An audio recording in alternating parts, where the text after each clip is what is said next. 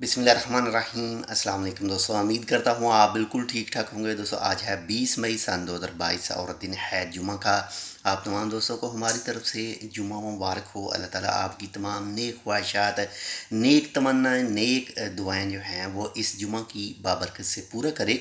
और जो भी इस दुनिया से जा चुके हैं अल्लाह ताला उन सब की मग़फ़िरत करे। और जो भी इस वक्त बीमार हैं, वो चाहे किसी भी बीमारी के मरीज़ हैं, अल्लाह ताला उन सब को जल्द से जल्द शिफा याब करे।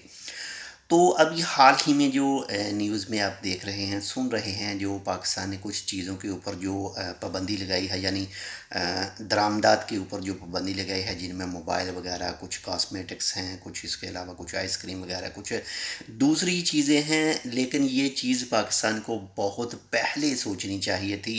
यानी पाकिस्तानी जो हुकूमत है उसको बहुत पहले, आज से कम 20 साल पहले उसे ये चीज़ सोचनी चाहिए थी।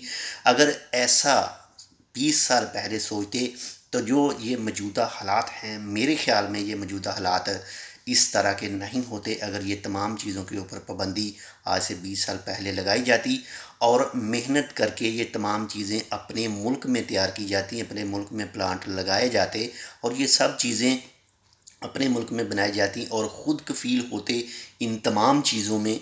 तमाम में नहीं, लेकिन ये कह लें कि इनमें से जो भी छोटी छोटी चीज़ें बताई जा रही हैं, जैसे चॉकलेट वगैरह, कॉस्मेटिक्स के, मोबाइल के, और बड़ी गाड़ी जो है, गाड़ियाँ वगैरह हैं, उसकी तो बात ही छोड़ दें। बाकी वो भी अगर लगाने चाहें प्लांट तो वो भी लग सकते थे। लेकिन बस क्या कहें इसके बाद में फिर। बाकी अल्लाह ताला हम सब को अपनी हिफ्ज़ व ईमान में रखे और पाकिस्तान को ताहयात ज़िंदा व पाइंदा रखे। और आप भी इंशाल्लाह दुआ ज़रूर कीजिएगा। बाकी अल्लाह ताला जो भी करता है वो हम सब के लिए अच्छा ही करता है। और जो भी उम्मीद रखनी चाहिए, जो भी तमन्ना होनी चाहिए, वो हमेशा अच्छे के लिए ही होनी चाहिए।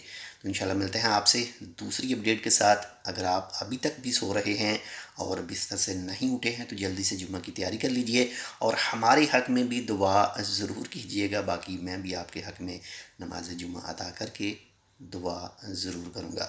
मिलते हैं इंशाल्लाह दूसरी अपडेट के साथ। तब तक के लिए अल्लाह हाफ़िज़।